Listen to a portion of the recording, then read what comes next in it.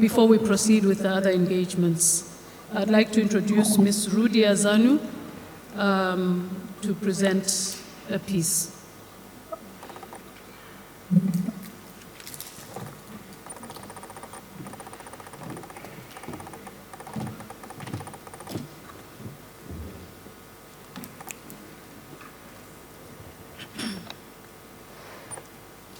Bonjour, good morning, buenos dias, bon dia, sabah khair, habari za asubuhi, Africa.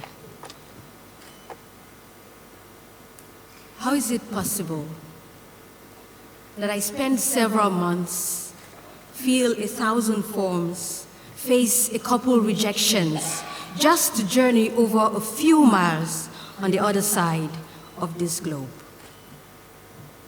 It's incredible how much our lives are defined by stamped passports.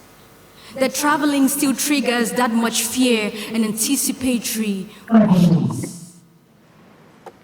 And whatever purpose so exotically defined is still mentally labeled a dubious scheme to rip out opportunities meant and reserved for brothers on the other side of our borders.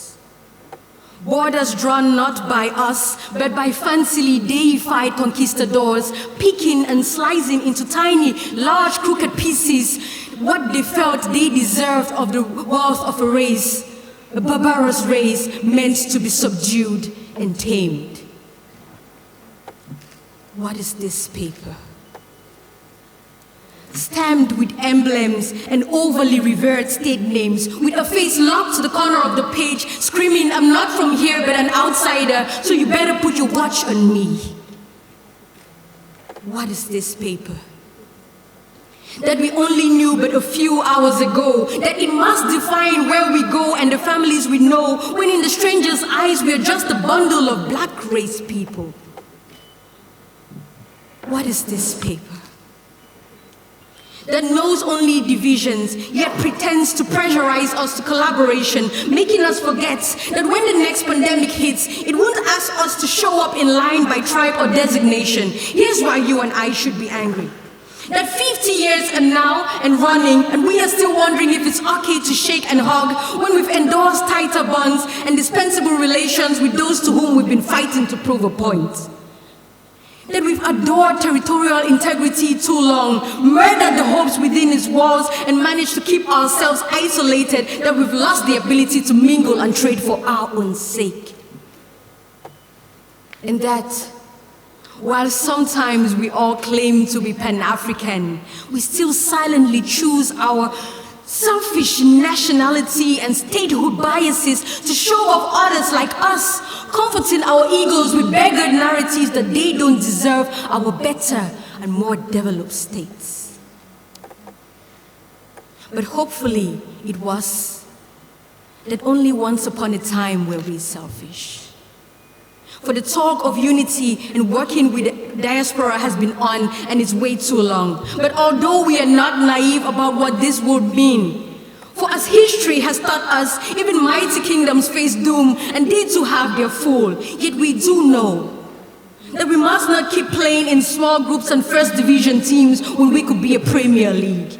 That we need not celebrate flag independence in strong scotch and through decades remain submerged in the filth of our own drunkenness, that we forget what it was like to be subjected and reviled.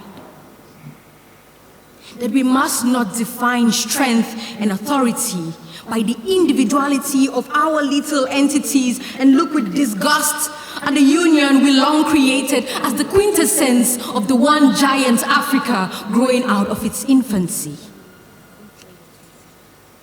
Yet, all this can only be achieved in a continental space that acknowledges that industries, hospitals, markets, railroads, and schools, and not simply places and things which idle citizenry use to ask for more freedoms and rights. Or that a choice for peace, security, and food is a sacrifice or a sacrificial favor offered as alms to the destitute and needy. We do need a continental space which wholly recognizes that ratifying conventions and implementing policies is not a decorative diplomatic affair, but that it is a chance for a finer Africa, for our hopes and the hopes of our children.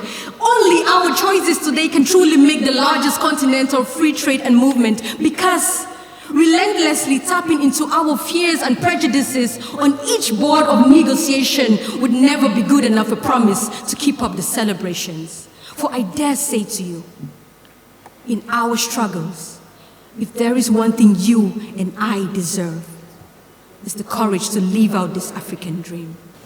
Thank you.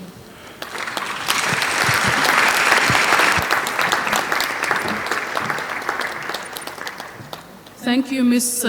Rudy, for that powerful delivery of your poem. You've represented the youth of Africa well, Africa's demographic dividend. And we thank you for the clarion call that you've placed upon all of us to do better and to do more for Africa.